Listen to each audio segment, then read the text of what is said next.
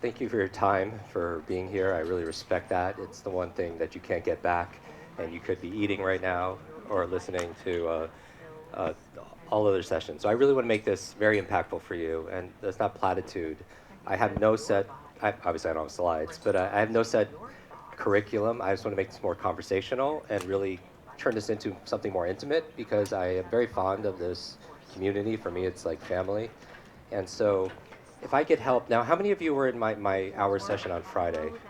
Okay, amazing, about half of you. So I'm not, there's no repetition here. Um, what would make this a real win for you?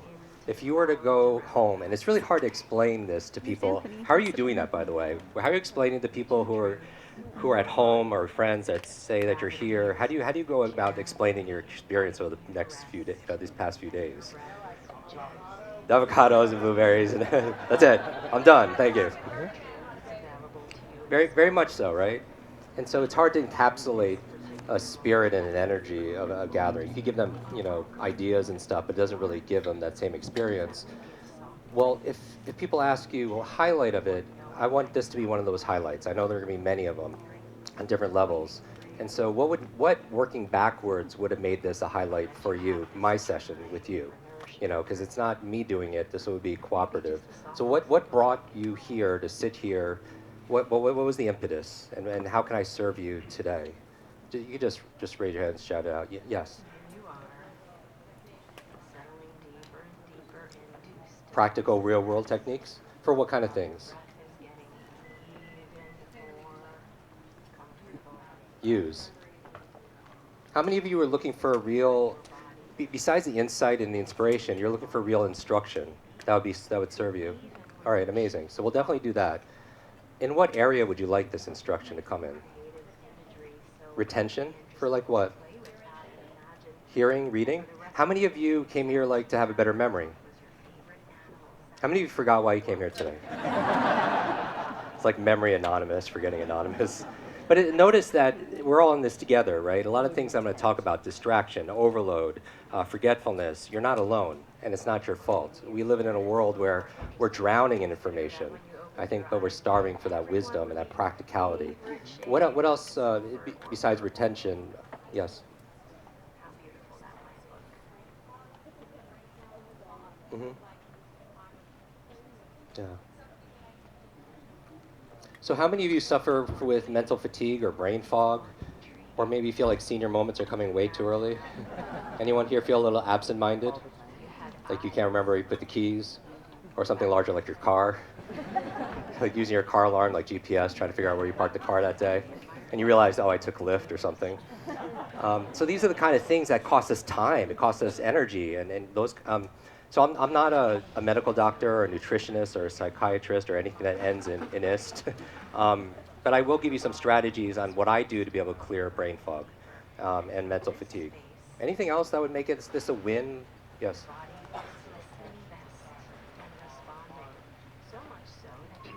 Yeah. So limitless is also, besides a set of strategies and action steps, it's an attitude. Limitless is not about being perfect. Limitless is about advancing. It's about progressing beyond what you're currently demonstrating or even beyond what you believe is possible. And the question I get a lot is, because my book is called Limitless, is how do we become limitless in a limited world? And that's really the answer. We do it together, right? And this is why this community is so very important, because probably the most important thing that's affecting your brain is the people you spend time with, right? You've heard this phrase, who you spend time with is who you become. We have these mirror neurons and we're constantly imitating the people around us. And so they say if you're around 9 broke people, be careful because you're going to be number 10, right? But we tend to duplicate and mirror the words, the actions, the thoughts, the character, the habits of other people around us. That's not just your neurological networks; it's certainly your social networks. And that's why I would be here even if I wasn't speaking, because it nourishes. What you nourish flourishes. So definitely the people make a big deal in terms of leveling up your ability to redraw the borders and boundaries of what's possible. And I think that most limits are actually learned. I think you know that inherently. Anything else? And I'm going to get started. That would be just a real burning for you. Yes.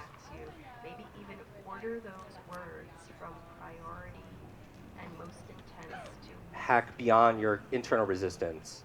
like in terms of like your own belief systems, your operating software. You know, you heard me say this, that evening, that your brain is like it's like a supercomputer, right? And your self-talk is the program it will run. So if you tell yourself you're not good at remembering names, you won't remember the name of the next person you meet here because you programmed your supercomputer not to. I mean, your mind is always eavesdropping on your self-talk, right? But you need to upgrade that operating system because when was that installed, right? Through our experiences, through our environment, maybe when you're 5 or 6 years old. And we upgrade our phones. Think about the technology we upgrade on a regular. Your phones, your computer, the apps. But when's the last time we took time to upgrade the most important hardware, which is the human brain? All right, is that complete if we did that?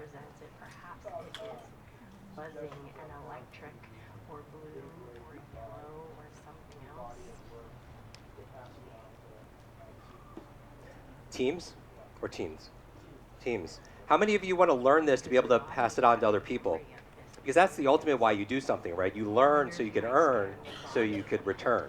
And that's really the goal. You learn something for your own benefit, but the other reason you learn it is so you can help other people. And by the way, that's the best way to teach.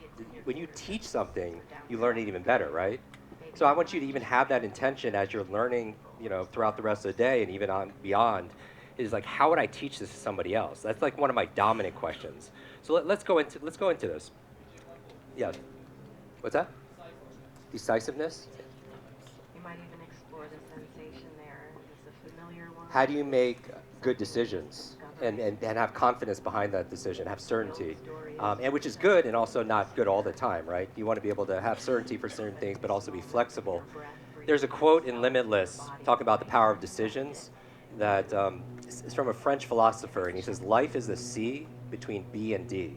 Life is the letter C between the letters B and D. And I encourage you to take notes in your notepad or something. Hopefully I say one or two things that might be noteworthy. The B stands for birth. The D stands for death. In life C, choice.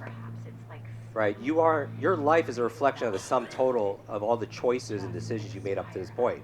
What are you going to eat? Where are you going to live? Who are you going to spend time with? It just goes on, right? And it's an interesting thing because that gives us our agency back. Because every single day we have a chance because we have a choice. Right? We have a choice all the time. And part of my responsibility, I feel, as a coach is to remind you of your agency and that you could decide how you want to feel and what you want to do and who you want to be. In fact, when you're faced with a decision or a dilemma, how many of you are faced with like a difficulty or a dilemma in your life right now, currently? Most people ask, what do I need to do? Or if somebody's in your sphere, your family, your team's asking, they're going through challenges, what do I need to do? And that's your to-do list. I would suggest you step back first and say, who do I need to be? Who do I need to be at this moment? How do I want to be able to show up? Because the doing takes care of itself. Yes or yes? Right? Because yes.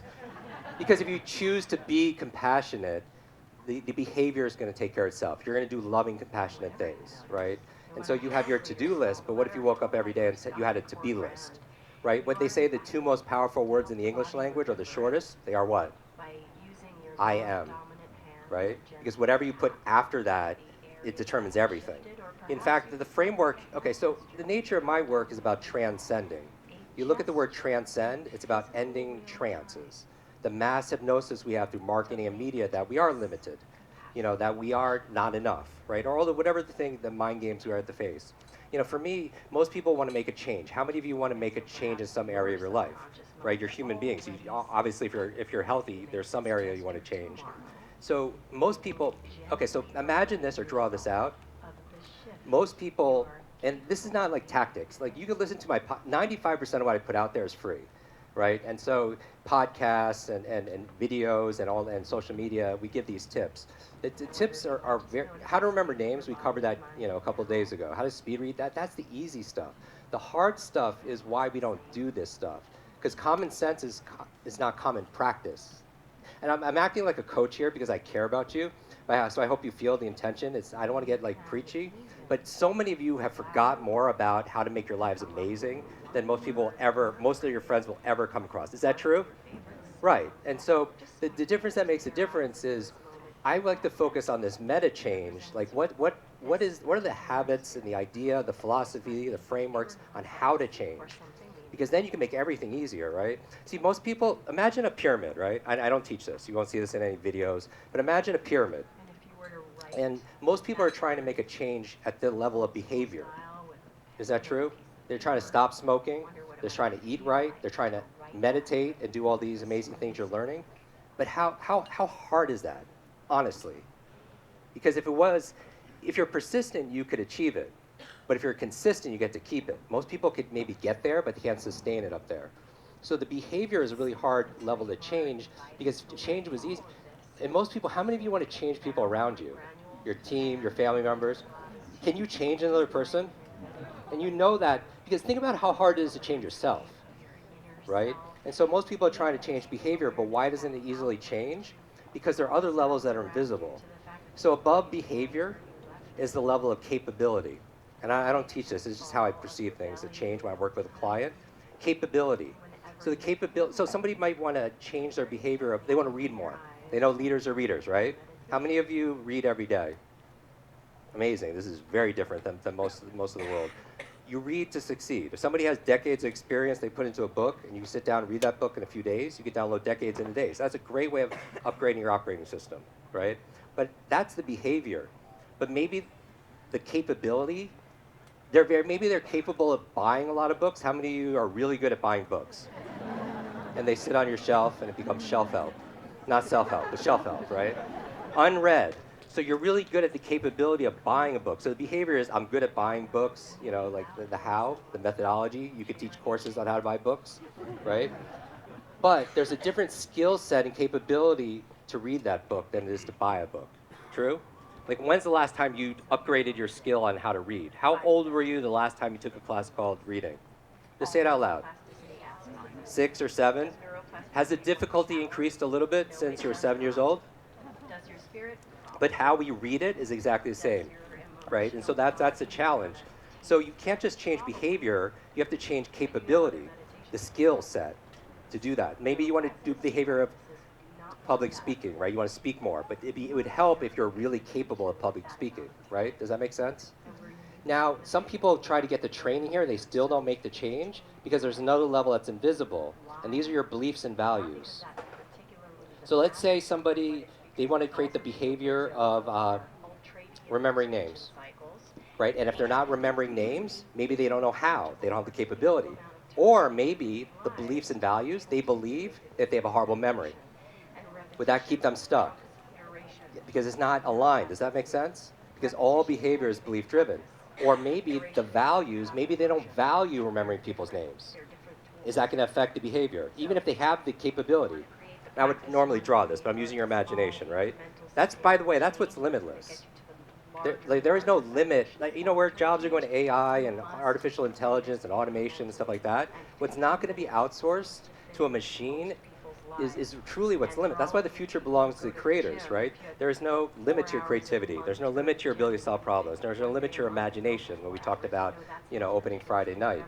So beliefs and values need to be addressed because if they're not addressed, then people are going to backtrack. They're going to sabotage. Does that make sense? And then the top level is the level of identity. All right, because somebody could say, I want to start meditating behavior. They can know they've taken classes on how to meditate, maybe here, right? They can even value meditation and see the value of just rejuvenating and recovering. But their identity is, I am a procrastinator. That's going to be really hard to change. Does that make sense? Because that identity, whatever you say after that, is really hard. So the behavior is like, I want to stop smoking, but if your identity is, I am a smoker, that's going to be really hard to change. All right, that's why you learn things like EFT, right, EMDR, self-hypnosis, all the different things to address, but then you know the level to address and it's not invisible, and there's always a method behind what looks like magic. Is this useful for people? Because again, the to-dos you can find everywhere. They're everywhere, right? But if we're not doing it on a regular, so it goes identity, beliefs and values, capabilities, behaviors, and here's the last one, environment. The foundation of the pyramid is your environment, right? Because somebody could say that I want to make it very simple. Behavior is I want to read more, but the environment, there are no books.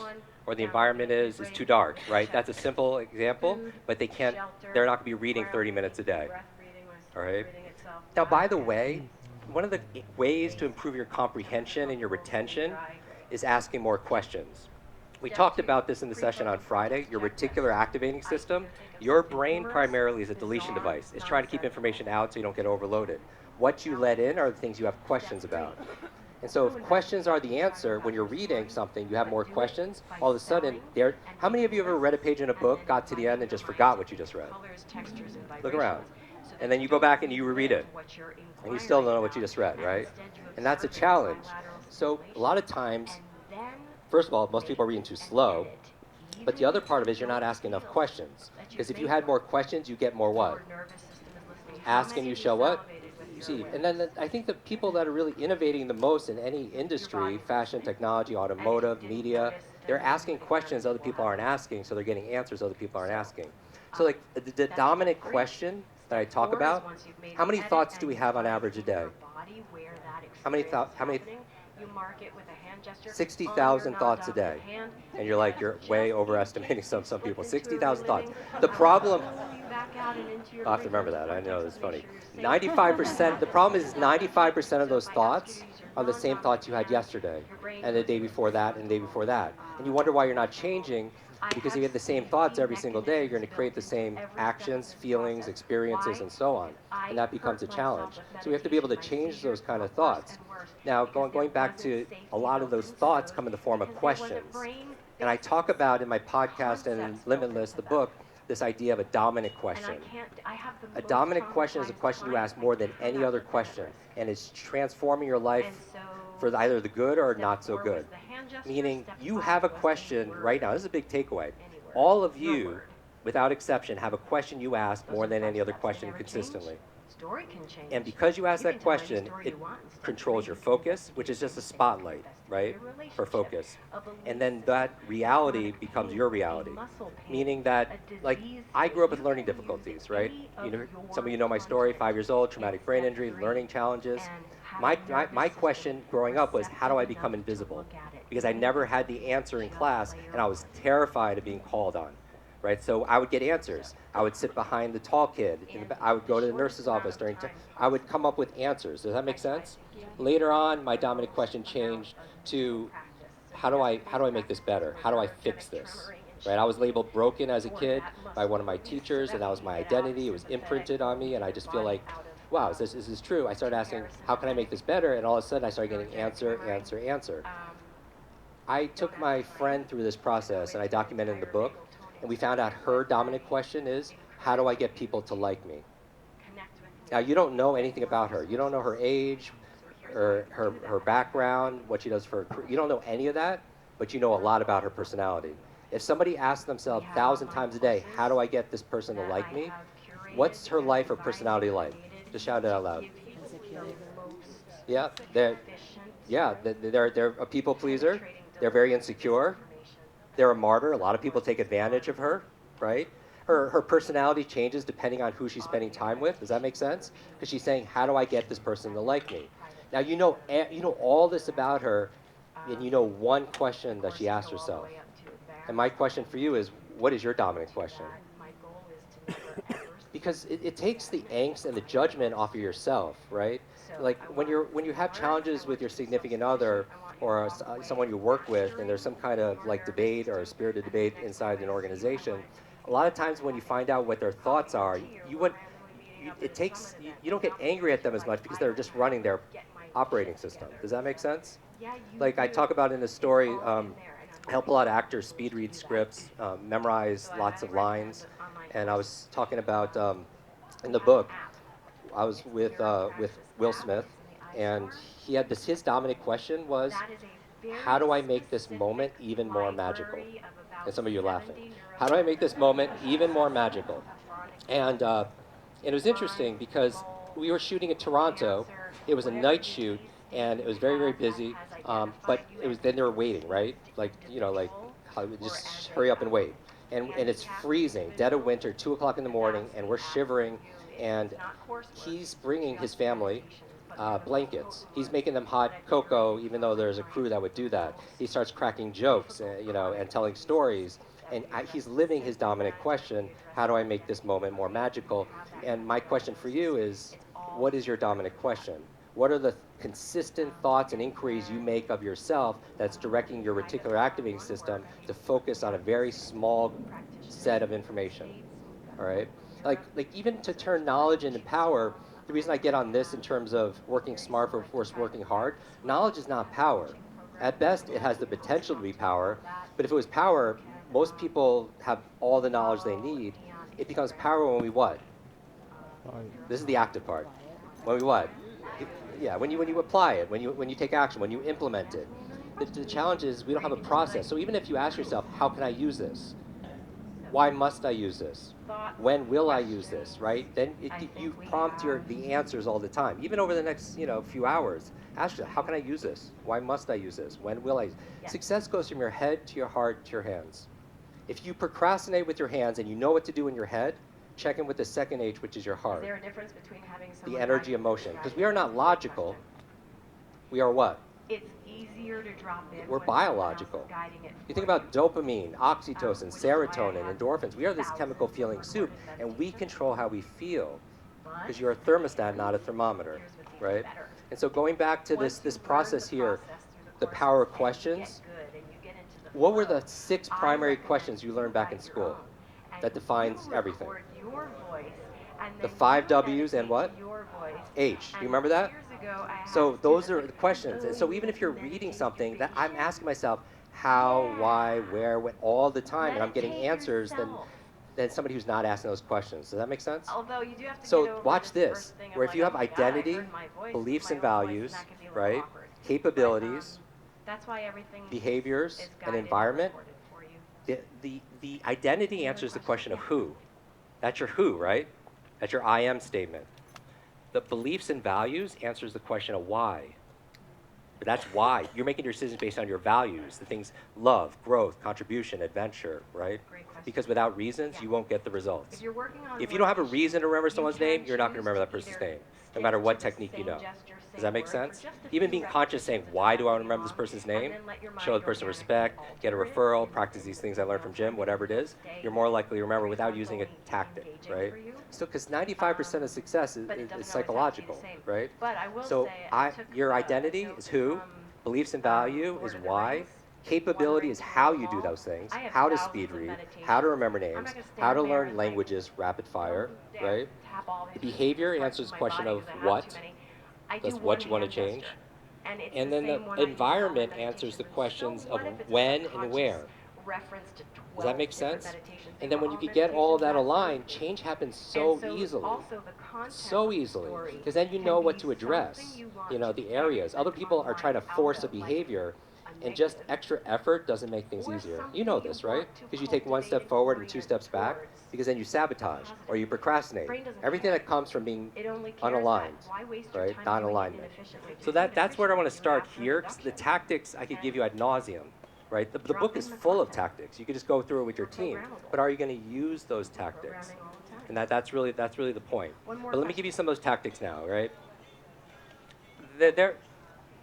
When I speak at like the Cleveland Clinic Center for Brain Health or at Harvard, our work is endorsed by the #1 Alzheimer's researcher. I lost my grandmother to Alzheimer's, so it's something that's very near and dear to my heart. But when I'm working with the patients or the doctors or the caregivers, we know that 1/3 of your memory or your brain's potential is predetermined by genetics and biology. That means 2/3 is in your control. And that's exciting, right? Twice as much as in your control. Now, if you study other work with epigenetics, maybe you have 100% influence on things, right? In terms of how your genes express itself based on the environment, but at least 2/3. So I'm going to give you the 10 needle movers that's going to move the needle for your focus, your memory, and so on. What I'm going to ask you to do is, if you've heard me say this before, what keeps you from mastery and becoming an expert is this belief like, I know this already. Right? Because the best of the best, and some of you work with these individuals, some of you are these individuals, you lean into the fundamentals. You never get bored of the basics, right? Even the Aikido, did anyone was doing Aikido here, like right before this? Same thing, it's the same fundamentals, right? For any discipline, right? And so going back to this, when I go through it, try to have a beginner's mind, like you're hearing it for the first time, because so many people can repeat what other people know, but they're not doing it. And I feel like we don't know it unless we could do it. And so 10 things I'm going to give you. What I'm going to ask you to do to make this personal for you as you're writing them down, rate yourself on a scale of 0 to 10. How much energy and effort are you honestly putting towards this area? Because there's no one magic pill that's going to fix your memory. There's a process. And I'm going to give you the 10 things that's going to upgrade your brain from your hardware. All right? Because all the programs are easy, right? The programs are the software. How to read faster, how to focus. These are all things that are recipes. So going back to this, number one, in no particular order, and remember, you're writing it down, but you're rating yourself 1 to 10. And if there's time, I'll teach you how to remember this easily and effortlessly. Number 1, good brain diet. So we'll start with our diet, because Mark Hyman, who did the foreword of my book, Limitless, he talked about this, right? There's a whole area of science that I want to bring out to the world called neuronutrition. Neuronutrition is this area of science that basically says your brain is only 2% of your body mass, but it requires 20% of the nutrients.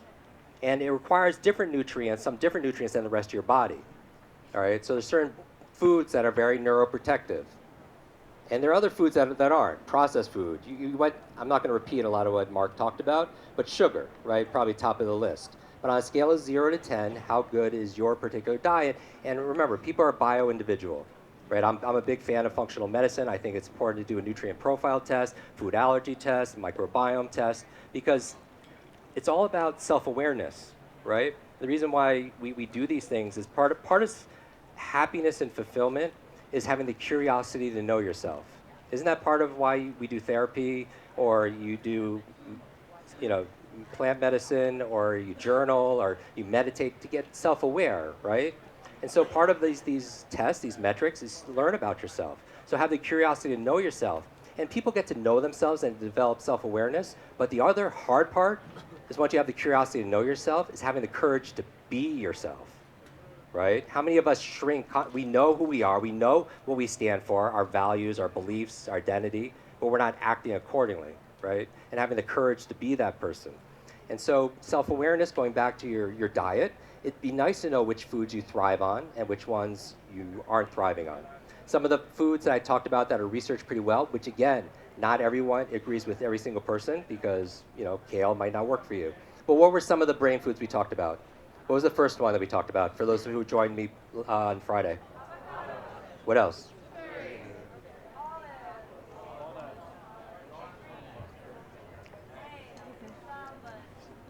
Green leafy beans, right. And so see, it's there. So once you understand your memory, you could work. Once you understand how your memory works, you could work your memory. It wasn't a class talk back in school. So that makes it a lot more difficult, right? It should have been the 4th R in school, reading, writing, arithmetic, but retention, right? Socrates said learning is remembering. We always start with memory because if you don't remember he said your life is the sum total of decisions you made. And I believe that when you're thinking about the power of your decisions on a regular basis, even right now, what to focus on, what to think about, all that, owning what it is, these difficult times, they could distract you, these difficult times can diminish you, or these difficult times, they could develop you, right? You ultimately decide. And you can make that choice every single day, right? And you get a fresh start every single day, which is remarkable, right? I think life is like the lottery we all won. And so we could have that kind of, even asking questions like your dominant question, what do I have to be grateful for at this moment?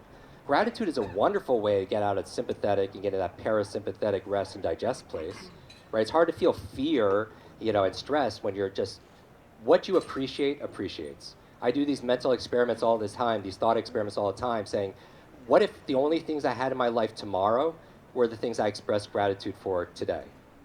You know what I mean? And remember, you're asking questions about the things you're grateful for, and it sends a spotlight on it, and you get more of it, because your mind has algorithms. Just like social media. If you're on Instagram and you just happen to engage with everything that has to do with cats, right? You watch cat videos, you comment, you share cat videos, you like them and everything else. What does your newsfeed full of? Cats, right? Whatever you engage with, you get more of. Your mind is the same way. You're constantly training your mind. So if you're watching news and what if it bleeds, it leads, and everything that's terrorizing and everything else like that and dark, you start seeing that everywhere because whatever you engage with, you get more of. Right? So we own our thoughts because at any moment there's good things and there's bad things. But we always start with a good brain diet, right? So you remember what those things are. Rate yourself 0 to 10. The rest I'm going to go through very, very fast. Number 2, second thing that you can do to upgrade your limitless brain is killing ants.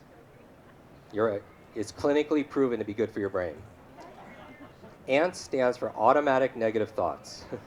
Automatic negative thoughts. And I want to attribute this to Dr. Daniel Amen, who's an amazing brain doctor. You might have seen him on PBS or read one of his books.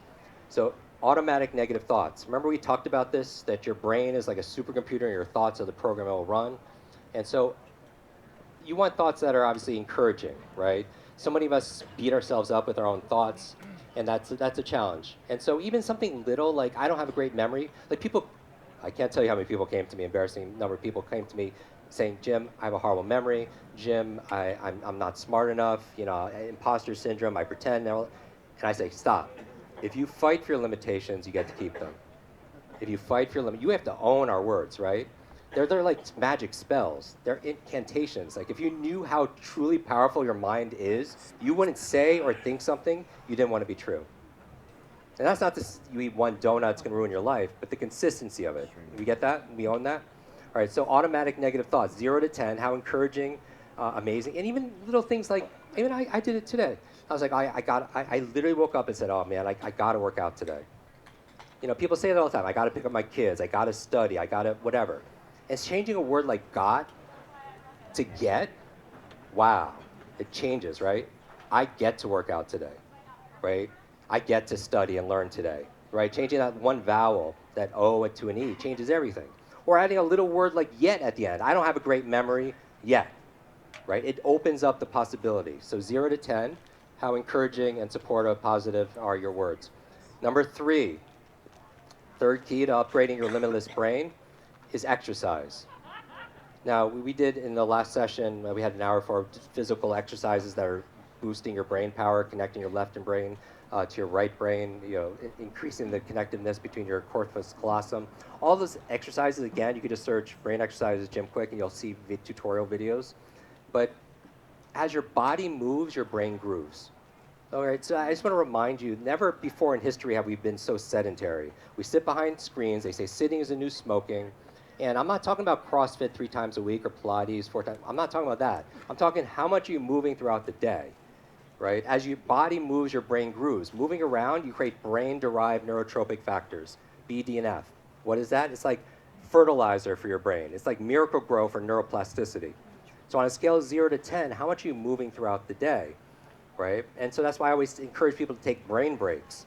There's something called the Pomodoro technique. The Pomodoro technique says that your focus and concentration is finite, right? And it's about 25 to 30 minutes, maybe 45 minutes if it's trained. And so why not, when you cram, you're going to forget a lot of that information. You cram for work, you don't take breaks, right? But it's actually more productive to take breaks. And so I recommend people take a brain break every 30 minutes, 45 minutes. And it doesn't have to be a long break. It could be 5 minutes. And what are you doing during that 5 minutes? You're recovering, right? You don't just, even when you're working out, you take time between sets, right, to be able to recover. And that's where you grow. And so what are you doing? I do 3 things when I'm taking my brain break. I'll breathe. Most people, how many of you get tired when you're reading? How many of you use reading like a sedative? You have a book like on your nightstand. It's been there an embarrassingly long period of time, right? And that's not a good state. Remember on Friday night, I was talking about all learning is state dependent, and we pretend that we're Wonder Woman or Black Panther or something like that, getting the state, because all learning is state dependent. But if you associate sleep to reading, you're never going to get through your to-dos, right? Because most of the information, the reason why we do these trainings on accelerated learning, like speed reading at Facebook, Nike, Google, SpaceX, a couple weeks ago, Virgin Galactic, we do these trainings is because you will spend 4 to 5 hours a day processing information, without exception, outside of being at an event, right? Think about all the information you have to be able to keep up with, just to be current, to catch up, keep up, and get ahead. If I could just teach you how to double your reading speed, you'll save 2 hours a day. Forget about time management. You save 2 hours a day over the course of a year. How many hours is that? Sorry, we don't do this. We don't have calculators anymore, right? 130. Let's say, here, you save 1 hour a day. What's 1 hour a day over the course of a year? 365 hours. Now, how many 40-hour work weeks is 365 hours? A lot. They call this digital dementia, where we're so dependent on our smart devices, we don't get to use it or lose it, right? You got to get this metaphor. So here's the thing. It's 365 hours. It's 9 40-hour work weeks. 2 months of productivity you get back saving 1 hour a day on something ubiquitous like reading, right? And for those of you, how many of you employ teams, individuals? That means half their salary is being paid to read. So if someone's getting paid $80,000, $40,000 to be paid to read, right? So that's the biggest, human capital is the most under-leveraged of all the assets we have. And yet the faster you and your team can learn and translate that learning to action is the ultimate competitive advantage. There is no greater advantage. Because if you learn how to focus, concentrate, critically think, be able to retain and act on it, what can you apply that to? Money, medicine, martial arts like earlier today, Mandarin, everything gets so much easier, but it's not taught in school, right? That's why even with our podcasts and we put everything out there because we want to just elevate this, right? Open up more. So many people are shrinking what's possible to fit their minds. Well, we should be expanding our minds to fit all that's possible, all right? So movement, 0 to 10. But by the way, the 3 things I do while I brain break, number 1, I breathe. Because most people get tired because when they're reading, their diaphragm is collapsed. The lower 1/3 of your lungs absorbs 2/3 of the oxygen. Let me repeat that. When you're collapsed like this, the lower 1/3 of your lungs absorbs 2/3 of the oxygen, but you're not getting the air down there, right? Because you're breathing up here. The second thing I do, and you can do Wim Hof breathing, alpha breathing, fire breathing, whatever, pick your modality here. The second thing that I do, hydrate. Just staying hydrated will boost your reaction time and thinking speed 30%. That's a huge lift, right? That's why, after you wake up and use the restroom, the first thing you do is you get water. Because you could lose up to a pound of water people ask about you can search my morning routine, the 10 things I do to jumpstart my brain every morning on YouTube. But they're to get my brain right? Because if you want to win the day, you have to win that first hour of the day. And so hydration, because you can lose up to a pound of water through respiration and perspiration. All right, so the second thing I do besides breathe is I hydrate during my brain break to rejuvenate, get rid of the cobwebs, right, help with brain fog. The third thing that I do is I move, all right, something very, very simple. And a lot of the brain exercises we did, the cross laterals, educational kinesiology, we talked about brain gym, everything in the Friday that I don't want to repeat right now. So that's 0 to 10, movement. Number 4, fourth key to upgrading your limitless brain nutrients, right? Because I prefer to get it from my diet. But even if you listen to Dr. Mark Hyman, he's like, what supplements do you take, right? Your brain, again, you can learn the best speed reading training that's out there. But if your brain is deficient of your omega-3s, your DHAs, your vitamin Bs, your vitamin Ds, I like creatine, not just for working out, but very good for your brain and energy also as well. But there's supplements. But we don't certainly get it from our food. I prefer we get it from our food, but we know the soil is not what it once was. So 0 to 10, supplementation. Number 5, I'm going to go through this really, really fast because I'm going to show you a technique how to memorize these 10. Number 5, a positive peer group. And we talked about this. Who you spend time with is who you become. We have these things called mirror neurons in our nervous system, and we're constantly imitating unconsciously the people we spend the time with. You ever see somebody who looks like their partner over time? Or their dog or whatever, their animal? Because we start imitating literally the facial expression, the postures. I always say watch, W-A-T-C-H. These are everything's an acronym. W, words, because your words are the language you're using, right? And it affects your reality. The A, your actions. The T, your thoughts, the program your computer will run. The C, your character. Our integrity starts getting informed by the people we spend time with, true or false? And then the H are habits. And that's why I do so much work on routines. And there's a whole chapter of Limitless dedicated to habit design, how to break bad habits and how to create new habits, right? Because first you create your habits, then your habits create you, right? So that's your positive peer group, 0 to 10. And if this is your plan, then this is very important. This is me. This is why we do this, to rejuvenate and to remember, right? We all need people to encourage us, to challenge us, to mentor us, to cheerlead for us. And if you haven't found that person or that community yet, be that person for someone else. And especially be that person for who? For yourself. A lot of self-care is not just eating the best brain foods or prioritizing your sleep. Very, very important. But some self-care is self-love. Putting borders and boundaries around the things that you treasure, your time, your emotions. Part of self-care is looking at the mirror and seeing the person that looks back and falling in love with that person again. Fall in love with the person that's looking back at you, that's been through so much, but is still standing, right? Because sometimes we're overly critical of our own self. I'm not going to go into the whole self-love thing, but you get it. Zero to 10, positive peer group. This is not just your neurological networks, it's for sure your social networks. And so when you leave here today, how do you keep this energy going? How do you keep those standards going? Because some of us it's our friends or our families that pull us down, unconsciously, right? They're like, oh, why are you going to another thing? Why are you always reading those books, listening to those podcasts, doing all those whatever, right?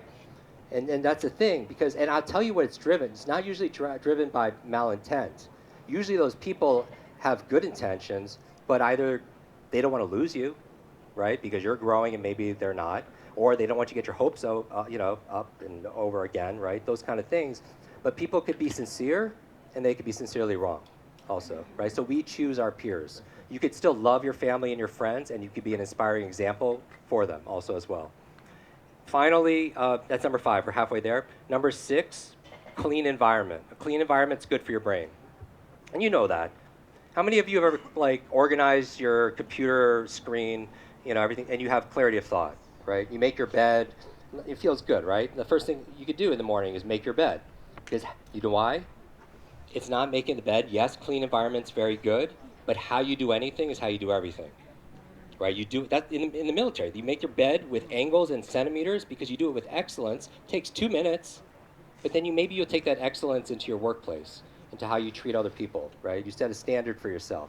Because the number one habit is the habit of showing up for yourself, being in integrity with yourself, doing the thing. I heard a quote, I don't know who to attribute it to. They said, integrity is measured by the distance between someone's lips and their life. I believe it's better well done than well said. And people post stuff all the time. I think it's important to practice what you post. You know what I mean? And so, oh, that's good too. I'll make a mental note. That's good. But clean environment, your external world is a reflection of your internal world. So Marie Kondo, your mind. All right? That's number 6. Number 7, big one, sleep. And I know, I personally have not gotten a lot of sleep since I landed here. But sleep is very important for your brain. And so I do the best that we can. It's never perfect. But for your brain specifically, it's where you clean out plaque. When you sleep, the sewage system kicks on in your brain, for your kid's brain, for your team's brain. And this is all, if you have a team, this would be kind of important information for them to know to work more optimally, right? So when you sleep, you clean out plaque that leads to brain aging challenges. The second thing, if you have long-term memory issues, check your sleep. That's where you consolidate short-term memory to long-term memory, all right? And it's not the amount of sleep. It is kind of, but it's more the quality of your REM sleep and your deep sleep, for those of you who do those kind of metrics. Your deep sleep is where you're covering your body. Your REM sleep is where almost like your mind is recovering, if that makes sense. And then the third reason why you do it is for your dreams also. Because you know how many things that are in our culture came from dream states? I'm not going to go through a whole dream analysis and lucid dreaming thing, but we do that in trainings. But did you know Mary Shelley came up with Frankenstein in her dream? Paul McCartney came up with the song Yesterday in his dream. Elias Howe, the inventor, created sewing machine in his dream. I mean, how remarkable is that? So that's why if you want a great training on how to remember your dreams, search my name, How to Remember Dreams, 6 steps on how to be able to do that, right? The reason I bring this up is if you're not prioritizing sleep, you're not dreaming. You'll probably spend 20 years of your life sleeping, 3 to 5 years total dreaming. And you can actually direct your dreams also. Like how many of you, I'm really interested in this. How many of you have ever set an alarm to come here or something like that? You catch a plane and it's unreasonably early. And you end up waking up like a minute or 2 before your alarm goes off. Look around. That's the power of your mind. Like how amazing is that? Like what if before you went to sleep, instead of just trying to wake up at a certain time, you put that energy and that gift towards something else? Like asking yourself a question that your mind could be working on when you wake up, right? There's so many gems and treasures that are here, but people don't know how to direct that. And I'm just looking at efficiency. If I'm spending 3 to 5 years dreaming, I want to be able to get the restorative rest and be creative and do all these things, right? So sleep, 0 to 10, and we can talk about sleep hacks. My favorite ones, I'll just give you and everyone responds differently. Something moved the needle different for other people. As a hunter-gatherer, when would you know it was time to sleep? There was a drop in 2 things. What? Temperature and light. All right? So colder and darker when you sleep. That's just simple, right? Are triggers to your nervous system, your physiology to create melatonin, which is the hormone to relax. That was the trigger. That's when you know it's time to sleep. But the problem is if we're on our devices at night, that blue light, right, it tricks our mind to think it's still daylight. And so we're not getting those cues, right? So blackout curtains, sometimes you have blue block, glasses, whatever that may be, and colder. Because nowadays in modern society, we don't it's not like it was. Now we have modern conveniences where it can be light all the time in our home, temperature controlled, so you make it colder. Some of you have like cold mattress pads and all these different things. Or if you take a warm bath or a sauna and you come out, your core body temperature drops, and that's a trigger for sleep, right? And then also going to bed, like most people have an alarm to wake up. It's more important to have an alarm to go to sleep. Your brain loves the circadian rhythm, loves the structure. Even on the weekends, and I know we're not getting it here, and I'm guilty of it also, but you do the best you can, and direct sunlight first thing in the morning. I mean, as soon as you wake up, within 20 minutes, get outside for 20 minutes. Because your eyes are the only part of your brain that you could see. It's only part of that's outside of the skull, and that helps you regulate your circadian rhythm. That's number 7. Number 8, brain protection. Protect your brain. On a scale of 0 to 10, how well are you protecting your brain? From some people, we've done episodes on EMFs. We've done episodes on air pollution. We've done episodes on traumatic brain injuries, right? Wearing a helmet. But on a scale of 0 to 10, I had 3 traumatic brain injuries before age 12. So this is, concussions and TBIs, something I'm very concerned about. Number 9, number 8, I should be remembering these two. Number 9, new learnings. Your brain is like a muscle, it's use it or lose it. There was a study done on nuns, I call them super nuns. They were living 80, 90, and above. And they wanted, because it's a community, things were it was easy to kind of see their diet was similar, right? They want to know what was the key that moved the needle, helped them live longer. And they found half of it was their emotional faith and gratitude, but it was on cover Time magazine. The other half, they were lifelong learners. And because they were lifelong learners, add years to their life and life to their years. They were good years. All right, so on a scale of 0 to 10, how much are you learning? I think, and I'm preaching to the choir, I think reading is the best. All right, reading is to your mind what exercise is to your body. It is. People ask all the time, what's the best brain exercise? Reading, especially speed reading. If you could do it, not skimming, scanning, skipping words, but really doing it correctly, smart reading, it's a game changer. And then finally, number 10, stress management. How you manage stress, because this is the invisible thing, right? How many of you feel like you're overloaded, overwhelmed? Anyone feel burnt out, like the past few years? Sometimes some people are burnt out because they're doing too much, but it's not always because you're doing too much. Sometimes you're burnt out not because you're doing too much, but because you're doing too little of the things that light you up, the things that nurture you, right? Does that make sense? Because it's not about just doing more, it's about doing less of the things that don't matter. Instead of time management, I always say it's priority management. It's mind management more important than time. How do you prioritize? Very simple. The most important thing is to keep the most important thing the most important thing. The most important thing is to keep the most important thing the most important thing. Because so many people are getting good at things that don't matter, and that's why they're overwhelmed. They have too many browsers or tabs open, and it takes up so much energy. And we're suffering from mental fatigue or something because we're saying yes to things. You have to make sure that when you say yes to somebody or something, you're not saying no to who? Yourself, all right? And so stress management is how, a 0 to 10, how are you coping with stress? Like what mechanisms or tools or people are helping you to reduce that stress? Whether it happens to be sound bath, meditation, body work, whatever, all this stuff that we're doing here. But are you doing it on a regular basis? And are you scheduling it? The number one productivity performance tool you have is your calendar. Like you'll schedule investor meetings, doctor's appointment, whatever, but you don't just, are you scheduling your growth? Are you scheduling your self-care, right? So that's 0 to 10. Now notice, like the reason I had you rate it 0 to 10 is to see where your spots are. Is there 1, 2, or hopefully not 3, but are there areas where you have improvement, right? And so where can you put some energy and effort this coming week or this month? And I understand we're all traveling, so maybe we're not doing every single thing perfect. The goal is not perfection, it's progress, right? That's always the goal. And so let me give you a tool, and I'll end with this. This is a strategy on how to remember facts, figures, languages, and so much more. It's a tool that I taught on Friday, but I want to give you a different example. I call it PIE, P-I-E.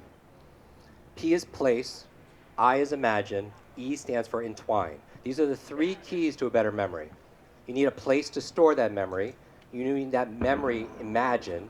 And then the E is you entwine, you connect the 2 things together, right? Association. So place is location, right?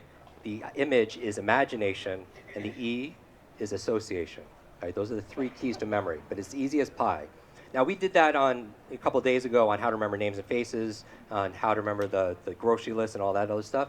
I'm going to show you how to take this. If you had to give a TEDx talk on the 10 keys to having a limitless brain, most of you remember some of them, but you definitely won't remember all of them, or definitely won't remember all in order, right? And so this is an easy way to do that. Now, I'm going to do this in a way that's, actually, put down your pens. Just put your pens down, your phones down. I'm going to end with this. I'm going to walk you through a visualization. Remember Friday night, we were talking about the power, the theme was imagination, and I had that boss model. I'm going to walk you through a quick visualization. It'll be a way of exercising your mind. I want you to take a deep breath, exhale, let it out, close your eyes and breathe normally. And I'm going to walk you through my office mentally. My office is in Westchester, New York, and I want you to imagine you're flying into Westchester Airport. It's a suburb of New York City, and I want you to imagine a car picks you up. You're heading into my office, and I'm going to name 10 places in my office in order. It's a place you've never been to before, so you can certainly do it for your own house or your own room, like your own office. Well, we use mine just to have a common one. I'm going to name 10 places, and then I'm going to help you imagine and entwine the 10 keys to a better brain and put it around my office. And then when you need to be able to give a speech, you can just mentally walk through my office and you'll know them forwards and backwards. So close your eyes. The car pulls up to a big glass building, trees, maybe it's fall. The first place is the parking lot. I want to get your auditory memory here. So say it out loud. What's this first place? This parking lot is what? No, come on, auditory memory. What's first place? Parking lot. And when you get out of the parking lot, the first tip is there for you. It's a good brain diet. So I want you to imagine, we have the place, the P in pie, that's the parking lot. The I is imagine what you want to remember, which is a good brain diet. The E is you entwine them, put it together. So I want you to imagine there's a big buffet of avocados, dark chocolate, blueberries, wild salmon, turmeric, and maybe it's a big food fight. Or maybe you put it all into a smoothie and drink it without the salmon. All right, but if you can see it, taste it, feel it, you're going to remember it. All right, and if you can't imagine it, imagine that you can imagine it. All right, I'm going to go through the rest fast. You leave there, and then from there, you go across. There's a waterfall over a bridge. You cross the bridge. And second place, a bridge. What's the second place? Bridge. And the second thing you need to remember, killing ants. So what are you doing as you step across the bridge? And you would never do that, but you're stepping on those automatic negative thoughts. All right, and as you're doing it, see and feel it. Even if you can't see it, just get a feeling that you're doing it. The third place, you walk into the building. Third place, you get into the elevator. What's the third place? Elevator. And you go in, and the third brain tip, exercise. So I want you to imagine you're doing your favorite exercise with your favorite people inside that elevator. All right, just imagine it. See it and feel it as if it's happening like you're 8 years old.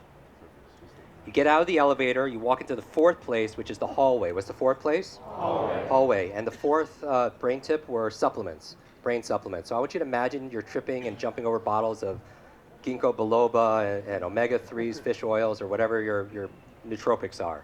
You're just tripping on brain supplements.